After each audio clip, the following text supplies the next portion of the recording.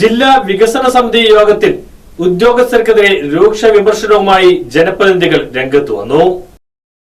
Manjeri medical കോളേജിൽ രാത്രികാല postmortem 2024 October 1 മുതൽ തുടരുന്നുണ്ടെന്ന് മെഡിക്കൽ കോളേജ് പ്രിൻസിപ്പൽ ജില്ലാ വികസന സമിതി യോഗത്തിൽ അറിയിച്ചു. MLA-മാരായ advocate UL Latheef, P. Abdul Hameed എന്നിവരാണ് ഇതു സംബന്ധിച്ച വിശദീകരണം വികസന സമിതി യോഗത്തിൽ ആവശ്യപ്പെട്ടത്. ഇതുമായി ബന്ധപ്പെട്ട് ഡോക്ടർമാർ ആരോഗ്യ മന്ത്രിക്ക് പരാതി നൽകിയിട്ടുണ്ടെങ്കിലും നിലവിൽ രാത്രി 8 മണിവരെ നടക്കുന്ന പോസ്റ്റ്മോർട്ടം തുടരുമെന്ന് പ്രിൻസിപ്പൽ അറിയിച്ചു.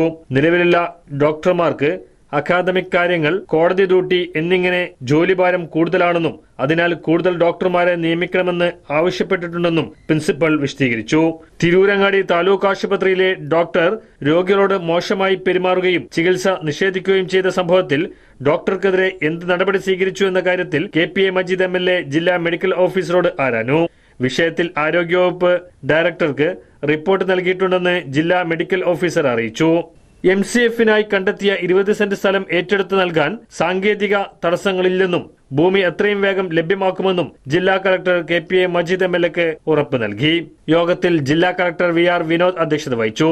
Tirur sub collector Dileep K. Kainikkara, assistant collector VM Arya, ജില്ലാ പ്ലാനിംഗ് ഓഫീസർ ജോസഫ് തുടങ്ങിയവർ സംബന്ധിച്ചു.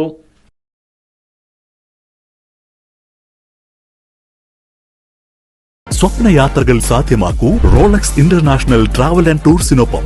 നിങ്ങളുടെ യാത്രാവേളകൾ കൂടുതൽ ആനന്ദകരമാക്കാൻ ആകർഷകമായ ഇന്റർനാഷണൽ ആൻഡ് ഡൊമസ്റ്റിക് ടൂർ പാക്കേജുകൾ.